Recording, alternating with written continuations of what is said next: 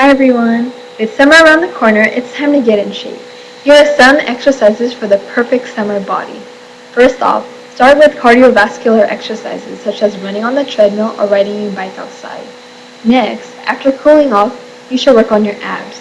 Some great ab workouts to do are sit-ups and leg lifts.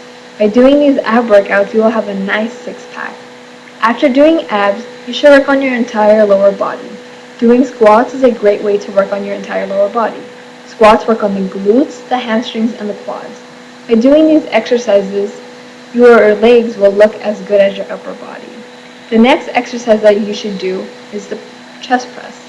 This exercise is good for the front of your body.